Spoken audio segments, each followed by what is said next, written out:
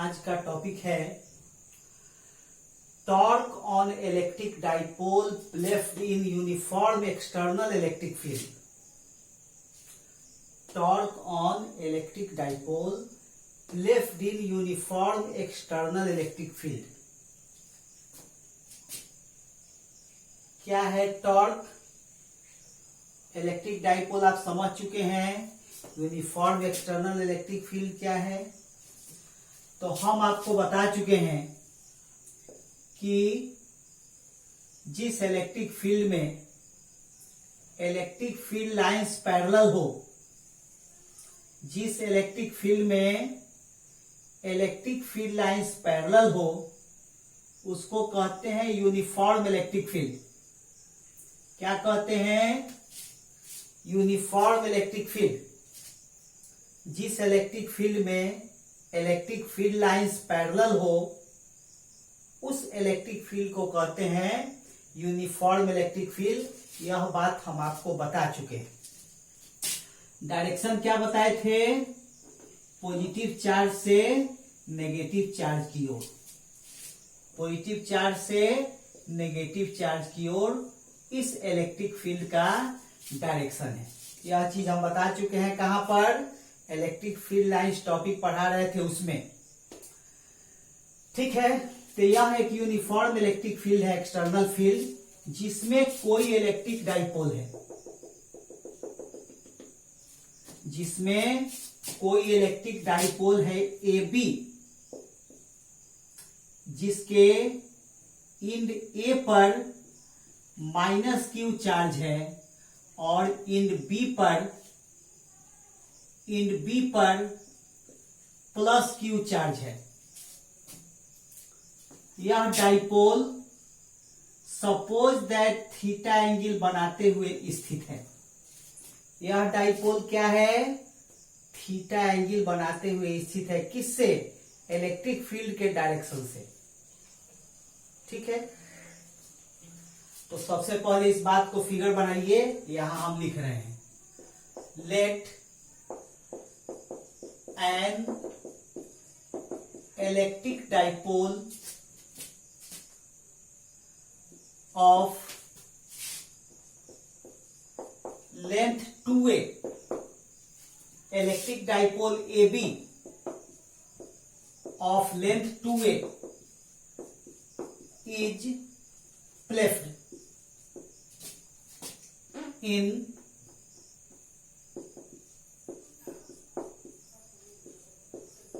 external in uniform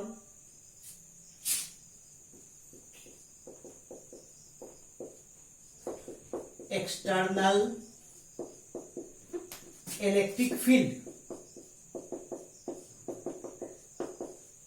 vector E making angle theta with the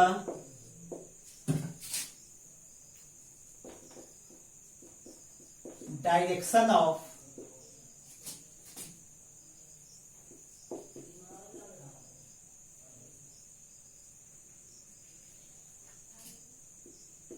electric field minus q and plus q are two charges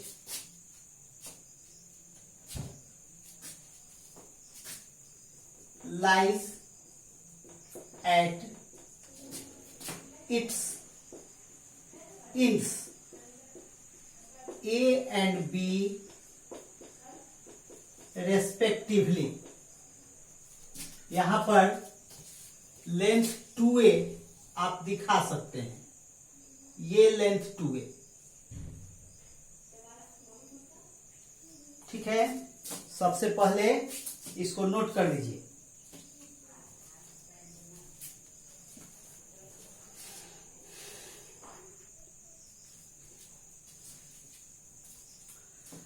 जिनको हिंदी में लिखना है लिख लीजिए। कि 2a लंबाई वाली एक विद्युतीय द्विध्रुव AB समरूप विद्युत क्षेत्र E में इसकी दिशा से थीटा कोण बनाते हुए स्थित है। इसके A और B सिरे पर क्रमशः -q और +q आवेश स्थित है। चलिए इसको नोट कीजिए।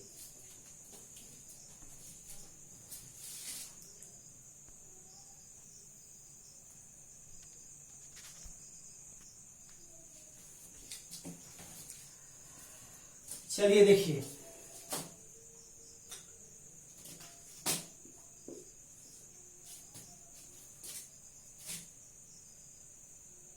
ये dipole AB electric field E में थीटा एंगल बनाते हुए स्थित है। इस पॉजिटिव के कारण इस -q पर फोर्स लगता है ऐसे। इस पॉजिटिव के कारण ऐसे फोर्स लगता है और इस नेगेटिव कारण इस पॉजिटिव चार्ज पर ऐसे फोर्स लगता है। ठीक है, दोनों फोर्स का मैग्नीट्यूड इक्वल है। यह पॉजिटिव चार्ज नेगेटिव की ओर आना चाहेगा, फोर्स ऑफ अट्रैक्शन लगेगा। यह नेगेटिव चार्ज पॉजिटिव की ओर आना चाहेगा, फोर्स ऑफ अट्रैक्शन लगेगा। यानी कि ये दोनों फोर्स एक ऐसे लगता है, कैसे लगता है, ये दोनों फोर्स मिल करके इसको घुमाने का प्रयास करेगा। ठीक है, इस दोनों फोर्स के कारण एक इस पर टॉर्क लगेगा। हिंदी में कहते हैं बलाघूर्ण टॉर्क। टॉर्क क्या है पहले भी हम आपको बता चुके हैं। क्या बताए हैं, जरा ध्यान दीजिए इधर टॉर्क के बारे में। मान लीजिए कि ये नट खोलना है, छोटा सा रिंच लेकर के आप इस नट को खोलने चले। छोटा सा रिंच, जनरली घर में छोटा सा रिंच होता है, लेकर के आप नट खोलने चले। खोलने के लिए रिंच को आप ऐसे फंसा करके पुश कर रहे हैं ऐसे। क्या नट खुलेगा? नहीं खुलेगा। रिंच को फंसा करके नट में ऐसे खींच रहे हैं। पहली बार में ऐसे पुश किए, नट नहीं खुला। ऐसे खींचे, नट नहीं खुला। तब ऐसे फोर्स लगाए, नट खुलने का चांस है। लेकिन फिर भी नट नहीं खुला। परेशान होकर के आप मिस्त्री के पास गए, जो इसका मैकेनिक है उसके पास गए। आप मैकेनिक को बुला के लाए।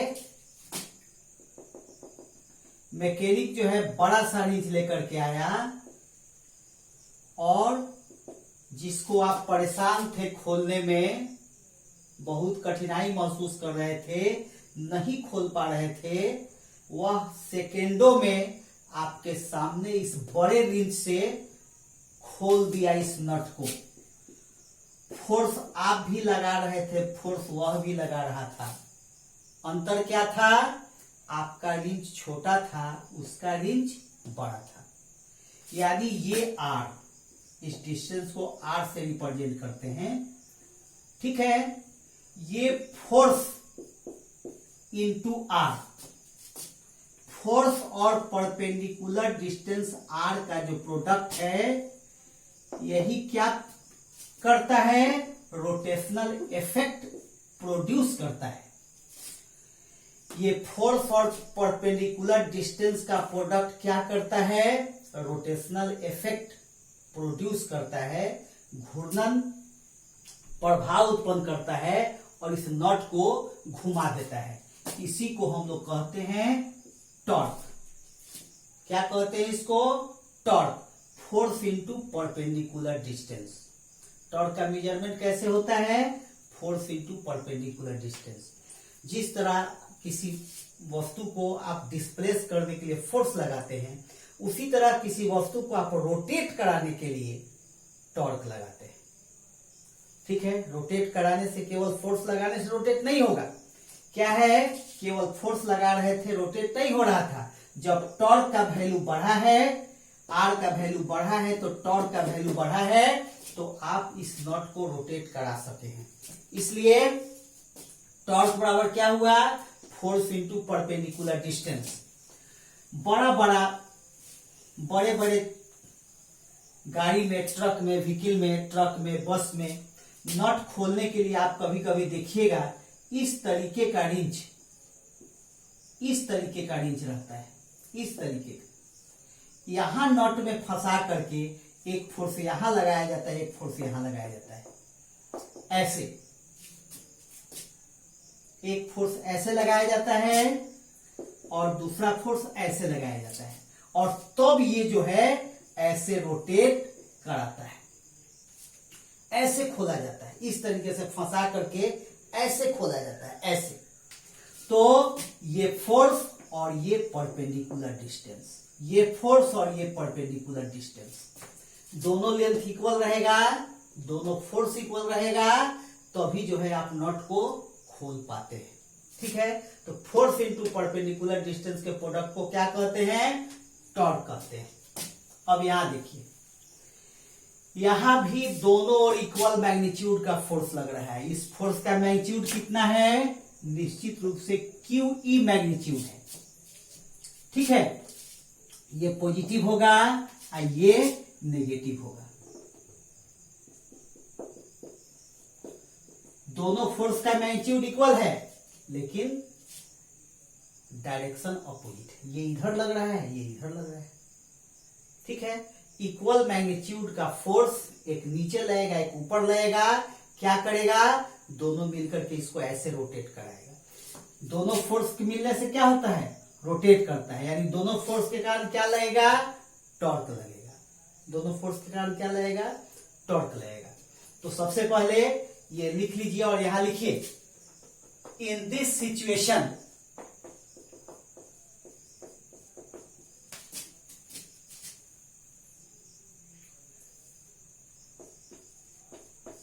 two forces of equal magnitude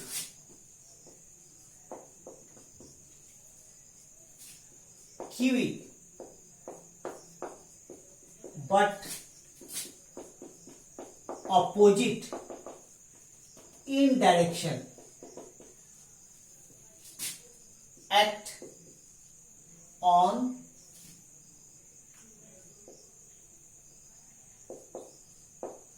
charge plus Q and minus Q।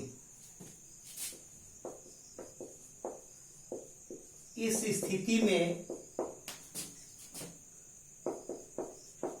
समान परिमाण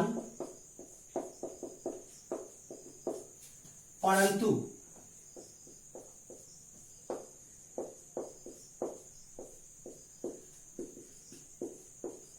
विपरीत प्रकृति के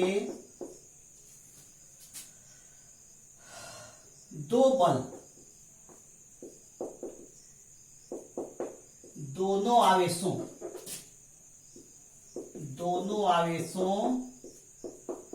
प्लस Q तथा माइनस Q पर लगते हैं।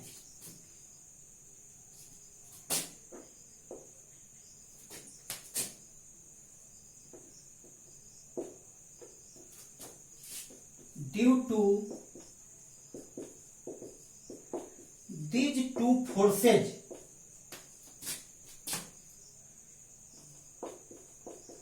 a torque acts on the electric dipole, which tries to rotate the dipole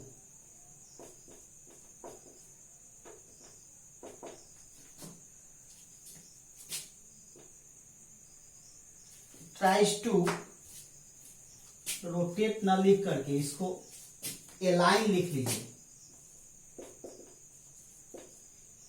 tries to align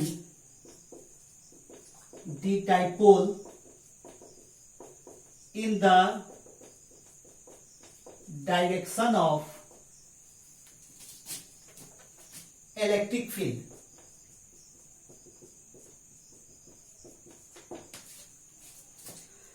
दोनों फोर्स के कारण एक टॉर्क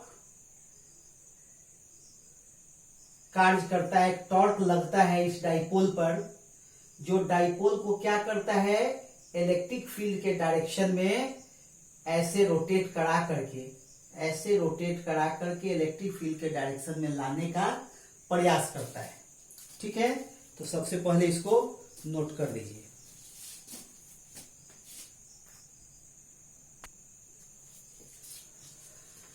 क्या बताए, दोनों फोर्स के कारण एक टॉर्क लगता है, एक बल आघूर्ण लगता है इस डाइपोल AB पर, जो डाइपोल AB को इलेक्ट्रिक फील्ड के डायरेक्शन में ऐसे घुमा के लाने का प्रयास करता है। पॉजिटिव नेगेटिव की ओर आने का प्रयास करता है, नेगेटिव पॉजिटिव की ओर जाने का प्रयास करता है। इस टॉर्क का मैग्नीट्यूड क्या होगा, मैग्नीट्यूड ऑफ दिस टॉर्क, इस बल आघूर्ण का परिमाण क्या होगा। अभी बताए हैं थोड़ी देर पहले, torque equal to force into perpendicular distance. क्या बताए हैं, torque equal to force into perpendicular distance. Torque equal to magnitude of torque लिख रहे हैं, क्या लिखेंगे, मैग्नीट्यूड ऑफ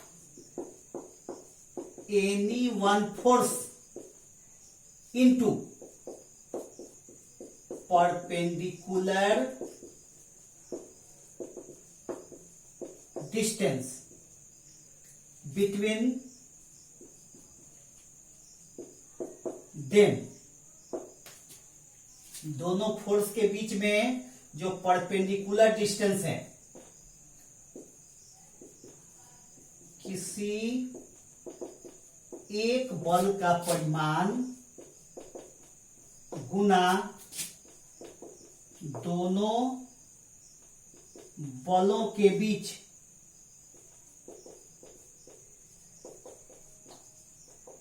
लंबवत दूरी। याद लीजिए, मैग्नीट्यूड क्या है दोनों फोर्स का, QV, और दोनों के बीच का परपेंडिकुलर डिस्टेंस क्या है, ये परपेंडिकुलर डिस्टेंस, ये डिस्टेंस जिसको आप BC नाम दे सकते हैं। ये फोर्स ऐसे, ये फोर्स ऐसे, ये परपेंडिकुलर, ये फोर्स इस डायरेक्शन में, ये फोर्स इस डायरेक्शन में, ऐसे एक फोर्स इस डायरेक्शन में, दूसरा फोर्स इस डायरेक्शन में, दोनों के बीच के परपेंडिकुलर डिस्टेंस क्या है, ये BC। ये BC जो है ये परपेंडिकुलर डिस्टेंस। तो इसका वैल्यू हम लोग कैसे निकालेंगे, तो तत्काल हम लिख रहे हैं यहां पर BC, torque equal to QV into BC। ठीक है, पहले इसको नोट कीजिए।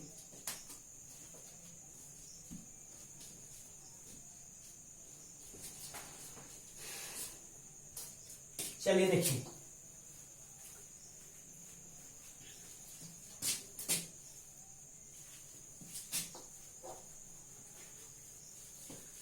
BC का वैल्यू क्या होगा,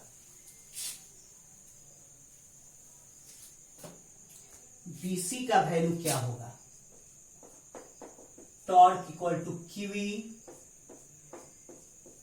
2a sin थीटा।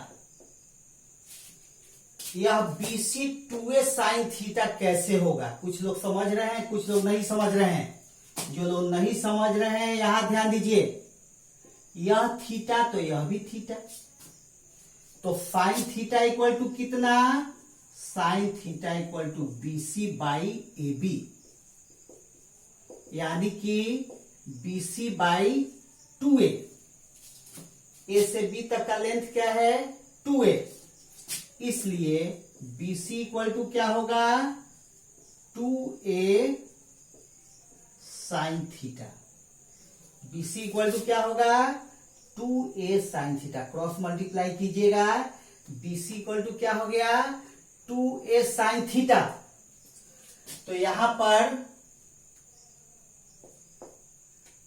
पर Q2A को एक साथ रखे साइन थीटा। Q2A क्या हो जाएगा डाइपोल मोमेंट हो जाएगा। Q2A क्या हो जाएगा डाइपोल मोमेंट हो जाएगा। Where Q2A equal to vector P। यह क्या है इलेक्ट्रिक डाइपोल मोमेंट, विद्युतीय द्विध्रुव का आघूर्ण। ठीक है, इन वेक्टर फॉर्म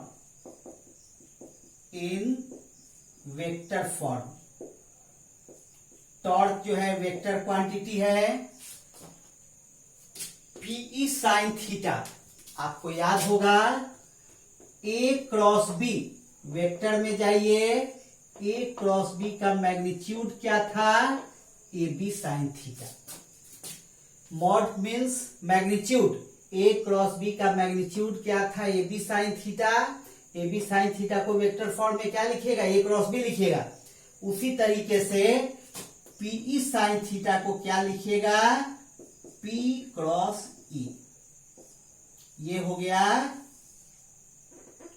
वेक्टर फॉर्म में टॉर्क, और ये हो गया टॉर्क का मैग्नीट्यूड Pe साइन थीटा। आई बात समझ में? चलिए इसको पहले नोट कीजिए।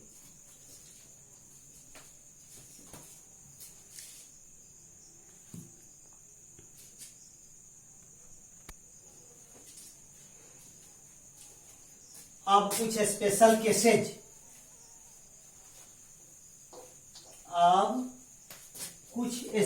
केसेज,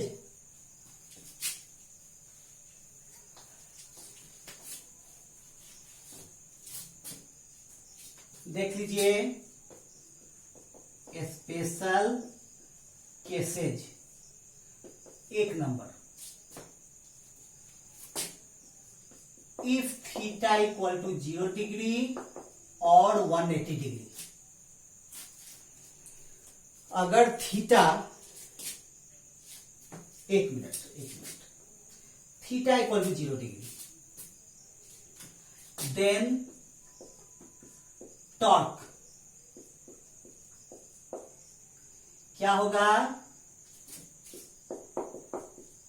Pe साइन 0, यानी कि Pe इंटू 0 यानी कि 0। अगर थीटा 0 है तो टॉर्क 0 होगा, यानी टॉर्क नहीं लगेगा। इस स्थिति को, इस सिचुएशन को हम लोग कहेंगे स्टेबल इक्विलिब्रियम। स्टेबल इक्विलिब्रियम, अस्थाई संतुलन। स्टेबल इक्विलिब्रियम क्यों?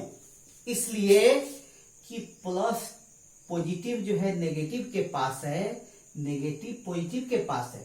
0 होने का मतलब है, थीटा 0 होने का मतलब है पॉजिटिव नेगेटिव के पास है, नेगेटिव पॉजिटिव के पास है, और पॉजिटिव नेगेटिव के पास ही रहना चाहता है, नेगेटिव पॉजिटिव के पास ही रहना चाहता है। क्यों? क्योंकि दोनों के बीच में फोर्स ऑफ अट्रैक्शन लगता है। इसलिए इस सिचुएशन को हम लोग क्या कहेंगे? इस सिचुएशन को, डाइपोल को क्या कहेंगे? यह कहेंगे कि डाइपोल जो है स्टेबल इक्विलिब्रियम में है, अस्थाई संतुलन में है। दूसरा,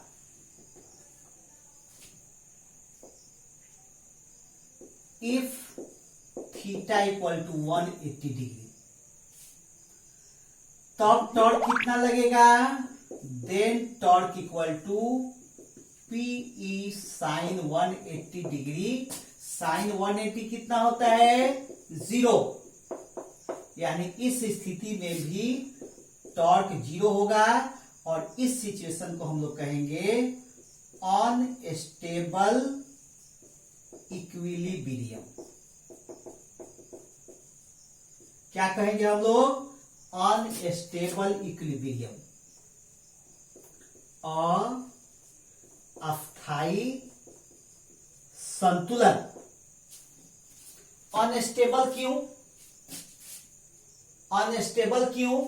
इसलिए कि जब थीटा 180 रहेगा तो आप खुद देख लीजिए, सपोज दैट यहां पॉजिटिव है यहां नेगेटिव है, जब थीटा 180 रहेगा तो क्या होगा? जरा देखिए तो ऐसे, यानी पॉजिटिव रोटेट होकर के पॉजिटिव के पास रहेगा, नेगेटिव रोटेट होकर के नेगेटिव के पास रहेगा। ये अलग बात है कि टॉर्क जो है 0 है, लेकिन इस स्थिति में यह जो सिचुएशन है वह अनस्टेबल होगा, क्योंकि पॉजिटिव के बीच पॉजिटिव के नजदीक ये पॉजिटिव ऐसे रोटेट होकर के पॉजिटिव के पास है 180 होने पर, तो ये पॉजिटिव ज्यादा देर तक पॉजिटिव के पास नहीं रह पाएगा। क्यों? क्योंकि इसमें स्ट्रॉन्ग फोर्स ऑफ रिपल्सन रहेगा, यानी कि और नेगेटिव भी रोटेट होकर के नेगेटिव के पास है जब थीटा 180 है तब, तो न पॉजिटिव के पास रहना चाहेगा, न नेगेटिव के पास रहना चाहेगा। इसलिए इस इक्विलिब्रियम को हम लोग क्या कहेंगे? अनस्टेबल कहेंगे। और वह इस परिस्थिति में रहेगा कि कब हम ऐसे उलट जाए, ये पॉजिटिव ये नेगेटिव, तो ये नेगेटिव के पास नहीं रह के ऐसे उलटने की स्थिति में रहेगा। इसलिए इस स्टेबिलिटी को हम लोग क्या कहते हैं? अनस्टेबिलिटी कहते हैं। क्या कहेंगे इस सिचुएशन को? Unstable situation of electric dipole. कब? जब थीटा 180 पॉजिटिव के पास, नेगेटिव के पास। आई बात समझ में? तीसरा कंडीशन, जब ये थीटा 90 रहेगा। तीसरा कंडीशन, जब ये थीटा 90 रहेगा, यानी यह डाइपोल इस स्थिति में रहेगा, इलेक्ट्रिक फील्ड के ठीक परपेंडिकुलर डायरेक्शन में ये डाइपोल रहेगा। उस स्थिति में क्या होगा? खुद देख लीजिए। तीसरा condition, if theta equal to 90 degree then torque equal to कितना? Pe sin 90। कितना? Pe sin 90। जब थीटा 90 तो टॉर्क कितना? Pe sin 90। और sin 90 तो 1 होता है, यानी कि टॉर्क इक्वल टू Pe। इसको हम लोग कहेंगे मैक्सिमम टॉर्क। क्या कहेंगे? मैक्सिमम टॉर्क कहेंगे, महत्तम बल आघूर्ण कहेंगे। यानी कि कितना टॉर्क लगेगा? मैक्सिमम टॉर्क लगेगा। आई बात समझ में? इस टॉपिक में इतना ही, इसको नोट कर लीजिए।